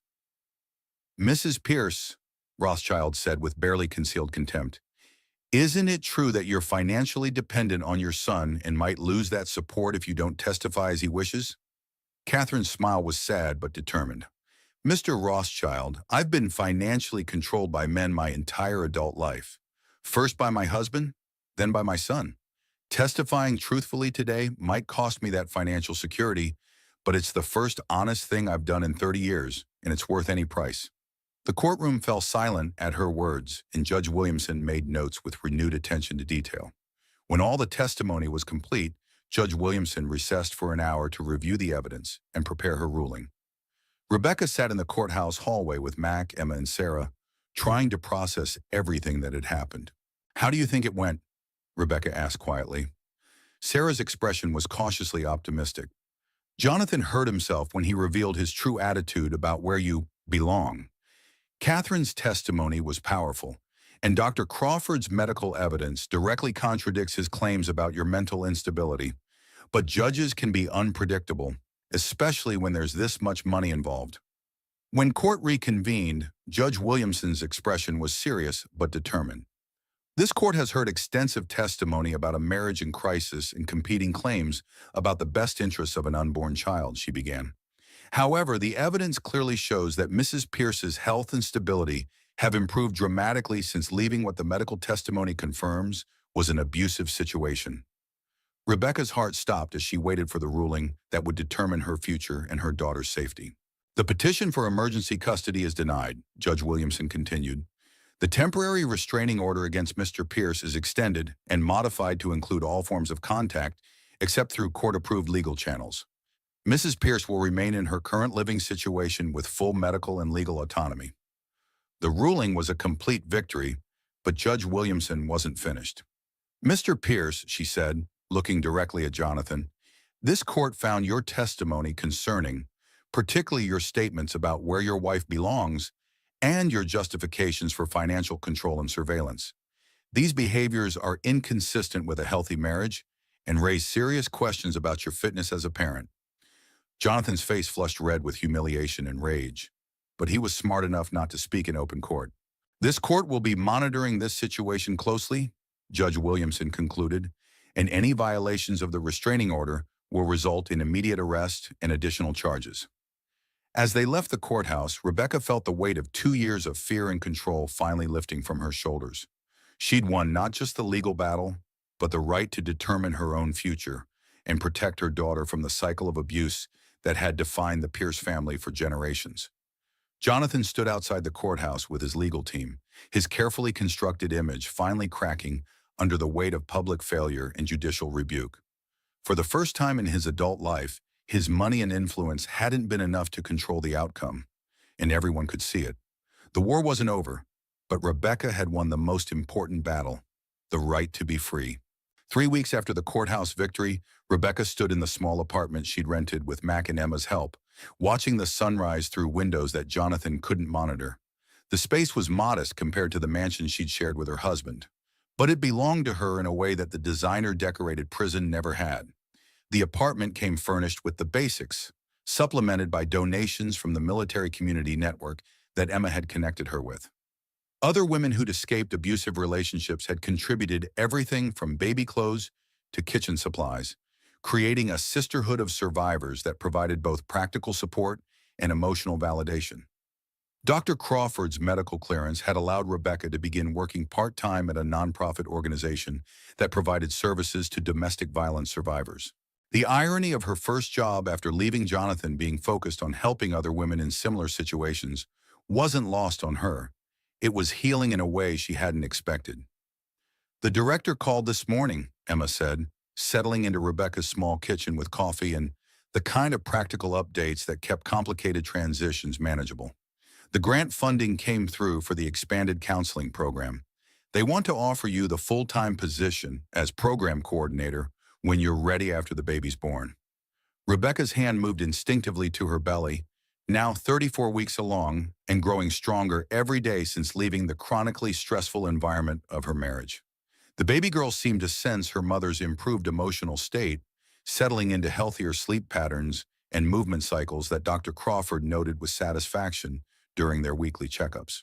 Full-time coordinator, Rebecca repeated, testing the words and finding they felt right in a way that CEO wife never had.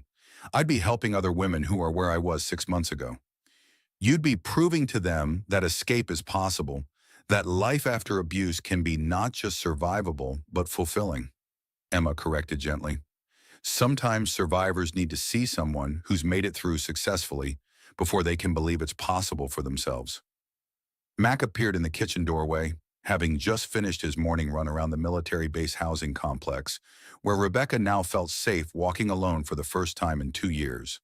His transition back to civilian life had been smoother than expected, partly because helping Rebecca had given him a sense of purpose that translated his military protective instincts into civilian service. Coffee smells good, Max said, settling into the third chair around Rebecca's small table. Dorothy called to check on you, by the way. Henderson's Diner is thinking about starting a weekly support group meeting, and she wants to know if you'd be interested in helping facilitate it. The idea of returning to Henderson's Diner, where her nightmare had escalated, but also where her rescue had begun, felt like closing an important circle. Dorothy Henderson had become an unexpected ally and friend, someone who understood that sometimes the most important interventions happened in ordinary places by ordinary people who chose to get involved. I think I'd like that, Rebecca said, surprising herself with how much she meant it. Dot saved my life by recording Jonathan's assault. Maybe we can help save other lives by providing a safe space for women to talk about what they're experiencing. Emma's phone buzzed with a text from Sarah Mitchell. Jonathan's lawyers filed an appeal, but it's mostly procedural posturing. More importantly, the IRS is auditing Pierce Technologies based on anonymous tips about financial irregularities. Karma works in mysterious ways. The news that Jonathan's business empire was facing scrutiny brought a mixture of satisfaction and concern. Rebecca knew that financial pressure would only increase his anger and desperation, but she also knew that his pattern of controlling behavior probably extended to his business practices in ways that wouldn't withstand professional investigation. "Are we safe or some?" Rebecca asked, voicing the question that still woke her up some nights despite the restraining orders and security measures. Mac's expression was serious but reassuring. "Base security is solid. Your apartment building has good protocols, and we've established check-in routines that would alert us immediately if anything seemed wrong. More importantly, Jonathan's public reputation has taken a major hit, and continuing to harass you would only make his legal situation worse." The restraining order had been extended for a full year, with provisions that any contact attempts would result in immediate arrest. Jonathan's expensive lawyers had managed to keep him out of jail for the original assault, but they'd made it clear that any future violations would have serious consequences that even his wealth couldn't circumvent. Rebecca's new phone buzzed with a message from an unknown number, and for a moment her old fear spiked. But the text was from Jennifer Walsh, the law school classmate who'd been forced to transfer schools due to Jonathan's harassment campaign years earlier. "Saw the news about your court case," the message read. "Wanted you to know that 3 other women have come forward with similar stories about Jonathan. We're considering a civil suit for damages. Would you be interested in joining us?" The possibility of holding Jonathan accountable not just for what he'd done to her, but for a pattern of behavior spanning over a decade, felt like justice in a way that the restraining order couldn't quite achieve. More importantly, it felt like preventing him from doing to other women what he'd done to her, in Jennifer and the others. "Civil suit," Rebecca said, showing the message to Mac and Emma. "Multiple plaintiffs, pattern evidence, financial damages for therapy, lost careers, medical expenses." Emma's expression was thoughtful. "It's a big step. More public exposure, more stress, more of your time and energy focused on Jonathan instead of building your new life.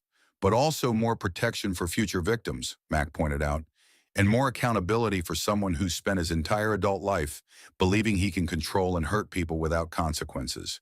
Rebecca stood up from the kitchen table and moved to the window that looked out over the apartment complex playground, where children played safely under their parents' watchful eyes. This was the world she wanted for her daughter.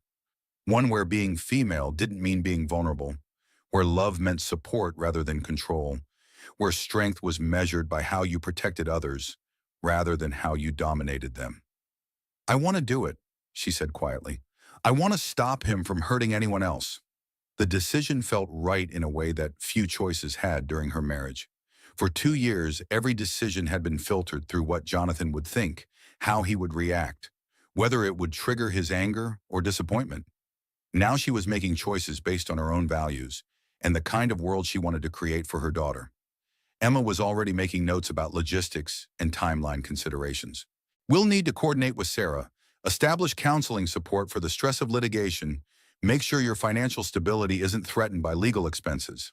The nonprofit law clinic has offered to take the case pro bono if we go forward," Max said, checking his messages from their legal support network. "They see it as an opportunity to establish precedent about financial abuse and coercive control in civil court." Rebecca's daughter chose that moment to deliver a particularly strong kick, as if she approved of her mother's decision to fight back against the man who would have been her father but had never understood what that role truly meant. "She's going to grow up knowing that her mother fought for her freedom," Rebecca said, her hand covering the spot where tiny feet were practicing their strength. "She's going to know that some things are worth fighting for, even when it's scary." The conversation was interrupted by a knock at Rebecca's door, followed by Dorothy Henderson's familiar voice calling out a greeting. Dot appeared in the kitchen carrying a covered casserole dish and wearing the kind of satisfied expression that suggested good news. "Thought you might like to know," Dot announced without preamble, "that Henderson's Diner just got written up in the state paper as an example of community businesses supporting domestic violence survivors. Apparently, word got out about how we handled your situation, and now other business owners are asking for training on how to recognize and respond to abuse situations." The news that their confrontation at the diner had inspired broader community action felt like validation of Rebecca's decision to speak up rather than suffer in silence. Change happened when individual people chose to get involved, to record evidence, to offer support, to stand up to bullies, even when those bullies had $50 million and expensive lawyers. There's something else, Dot continued, her expression growing more serious. Got a call from a reporter yesterday asking questions about Jonathan Pierce and his business practices. Seems like your court case opened up some doors that were better left closed, if you know what I mean. Rebecca nodded, understanding that Jonathan's public image as a successful, stable businessman was crumbling under scrutiny that he'd never faced before. When domestic abusers operated in private, they could maintain their public facades indefinitely. But once their behavior became public record, other victims found the courage to speak up. Other witnesses came forward, and patterns that had been carefully hidden became undeniably clear. As evening fell over Rebecca's new apartment, she sat in the rocking chair that Mac had assembled for the baby's room, looking at ultrasound photos of the daughter who would be born free. The contrast between this peaceful moment and the fear that had characterized her pregnancy just weeks earlier was stark and profound. Her phone buzzed with a message from Sarah Mitchell. Court date set for civil suit. 6 plaintiffs so far, spanning 12 years of Jonathan's behavior. This could be the case that finally holds him accountable. Rebecca looked at the message and felt something she hadn't experienced in years. Hope. Not just hope for her own future, but hope that her daughter would grow up in a world where men like Jonathan Pierce couldn't abuse women with impunity, where financial power couldn't override basic human decency, where speaking the truth was more powerful than any amount of money or intimidation.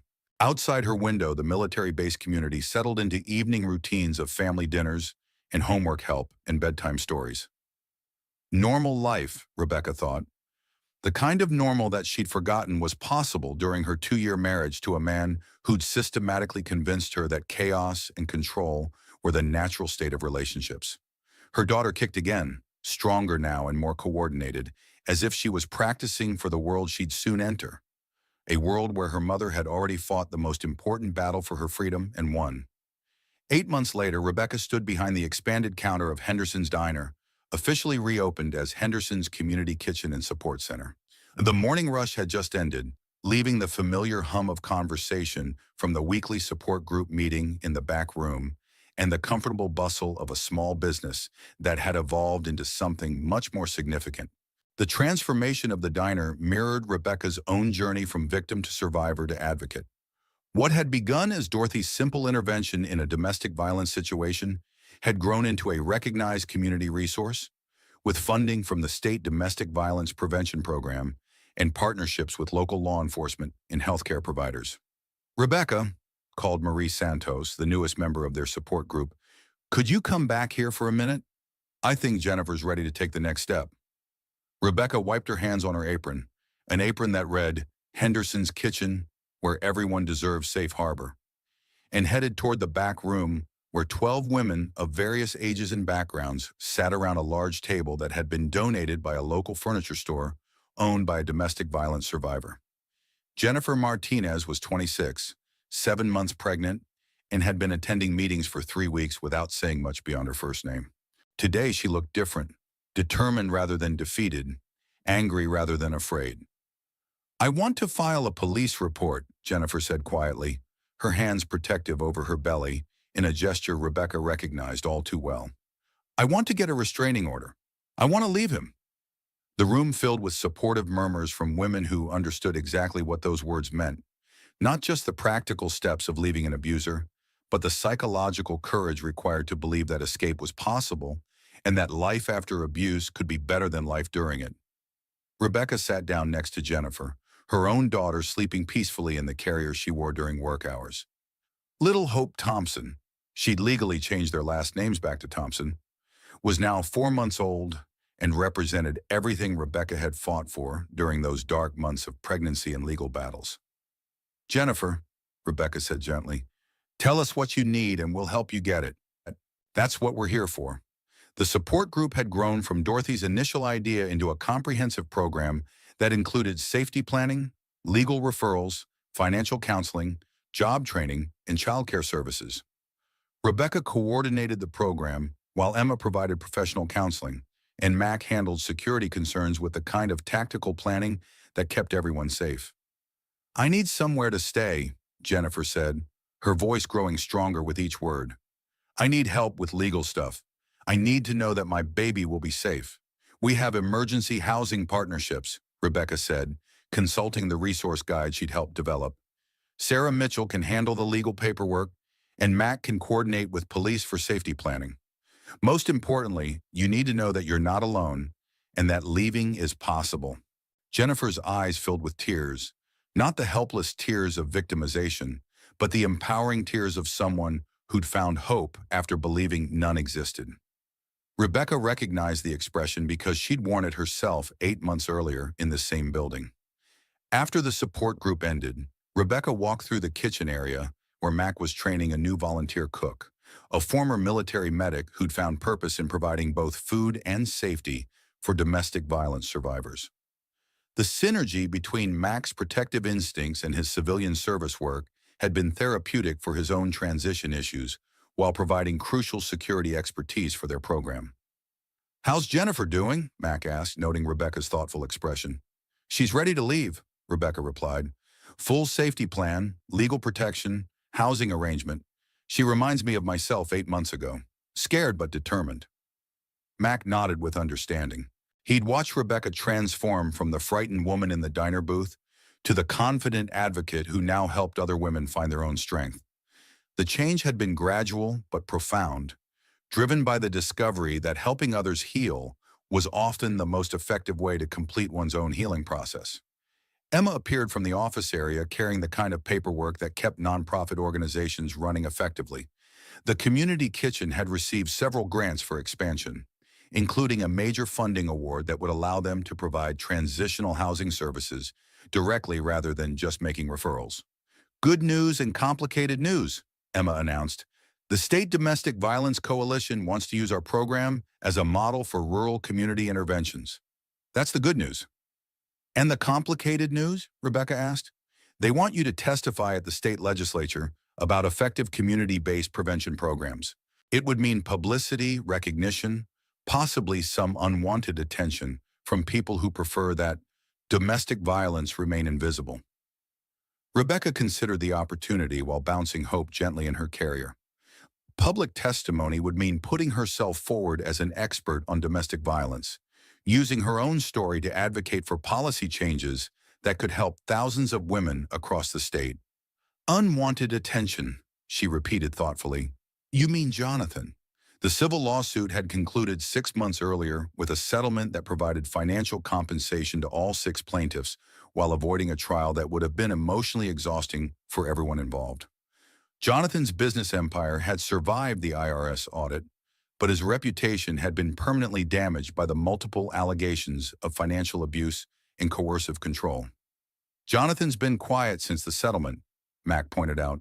"His lawyers made it clear that any further harassment would violate the terms of the agreement and open him up to additional criminal charges. Plus," Emma added with satisfaction, "word is that his board of directors has been discussing succession planning. Apparently having a CEO whose personal life generates negative publicity isn't good for stock prices." The idea that Jonathan might finally face professional consequences for his personal behavior felt like justice in a way that money could never quite achieve. Rebecca had long since stopped caring about revenge, but accountability was different. Accountability meant preventing future victims. "I'll do it," Rebecca said quietly. "I'll testify. If sharing my story can help other women, then it's worth any risk." Dorothy emerged from the kitchen where she'd been preparing for the afternoon shift, her expression carrying the kind of pride that came from watching something good grow from a moment of moral courage. "Rebecca, honey," Dot said, "there's someone here to see you. Says she drove down from the state capitol after hearing about our program." The woman waiting in the main dining area looked familiar, though Rebecca couldn't immediately place her. She was in her 40s, well-dressed but not ostentatiously so, and carried herself with the kind of quiet confidence that suggested professional competence. "Rebecca Thompson?" the woman asked, standing as Rebecca approached. "I'm Catherine Walsh. I used to be Catherine Pierce. I wanted to thank you for what you've done." Rebecca's heart stopped as she realized she was looking at Jonathan's mother, but Catherine was different somehow, calmer, more centered, free of the nervous tension that had characterized her testimony during the custody hearings. "Catherine," Rebecca said carefully, "what are you doing here?" Catherine smiled, and for the first time Rebecca could see past the years of stress and fear to the woman she might have been without 35 years of financial and emotional abuse. "I'm here because I finally left Richard," Catherine said simply. "The divorce was finalized last month, and I wanted you to know that watching you find your courage helped me find mine." The revelation that Catherine had left her own abusive marriage felt like the completion of a cycle that had started with Rebecca's escape from Jonathan. 3 generations of Pierce family abuse were being broken simultaneously. Rebecca protecting her daughter, Catherine finally escaping her husband, and Jonathan facing consequences that prevented him from easily finding new victims. "Where are you living now?" Rebecca asked. "I bought a small house about an hour from here," Catherine replied. "I'm volunteering with the literacy program at the community college, and I'm thinking about going back to school myself. Turns out there are a lot of things I wanted to do with my life that I'd forgotten about during all those years of just surviving."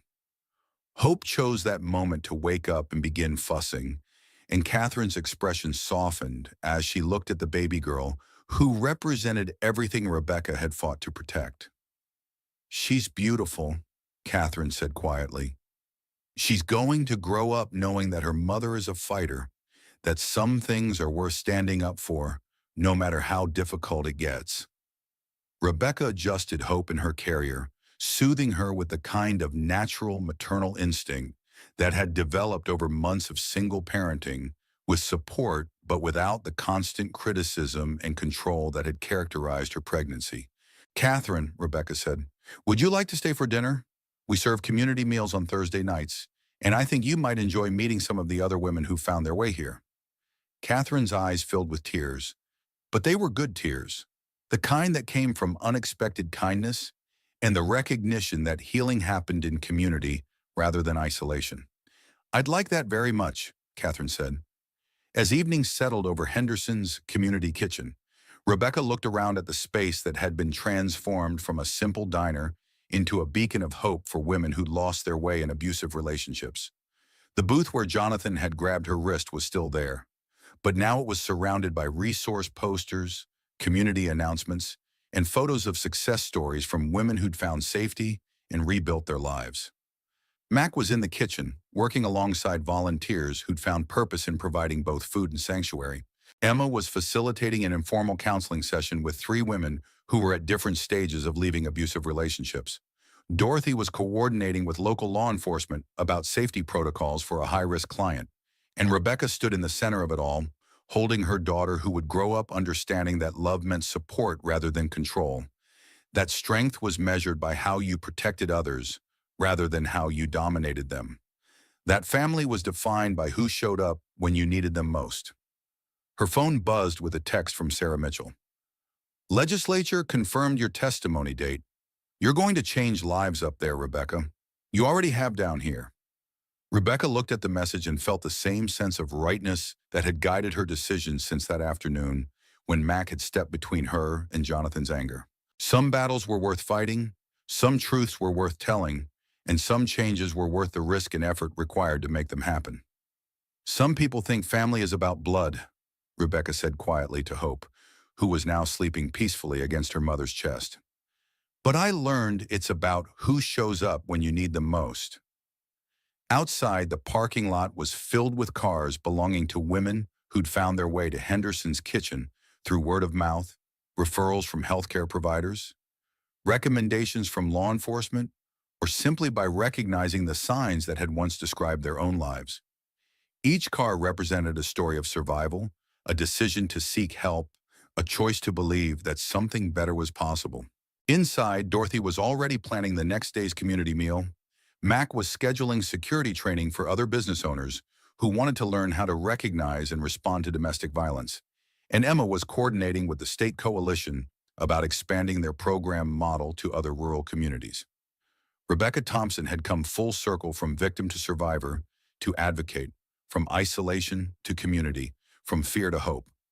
Her daughter would grow up in a world where women like her mother had fought to ensure that domestic violence was no longer a private shame, but a public responsibility, where businesses like Henderson's Kitchen provided not just food, but sanctuary, where families were defined not by legal documents, but by who stood up when someone needed protection. The transformation was complete, but the work continued. Every day brought new women who needed to hear that escape was possible, that healing was achievable, that life after abuse could be not just survivable, but fulfilling. And every day Rebecca found new strength in the recognition that her own survival had meaning beyond her personal freedom. It had become a beacon for others still lost in the darkness of controlling relationships. As she locked up the community kitchen that night, Rebecca paused to read the small plaque that had been installed next to the front door. Henderson's Community Kitchen and Support Center, established in memory of all the women who didn't make it out and in celebration of all the women who did. Her daughter slept peacefully in her car seat, surrounded by the security of a community that understood that protecting children meant protecting their mothers, that preventing domestic violence required everyone to get involved, and that sometimes the most important battles were fought not with weapons or money, but with courage, compassion, and the unwavering belief that everyone deserved to live free from fear. Rebecca drove home through streets that no longer held terror, to an apartment that belonged to her, to a life that she'd built through her own choices and the support of people who understood that family loyalty meant showing up when someone needed you most. The story that had begun with Jonathan's hand wrapped around her wrist in a diner booth had ended with her hand extended to other women who needed to know that escape was possible, that healing was achievable, and that the future could be different from the past. Some people thought family was about blood, but Rebecca had learned it was about who showed up when you needed them most. And when her daughter grew up, she would understand that her mother had been surrounded by family in all the ways that truly mattered.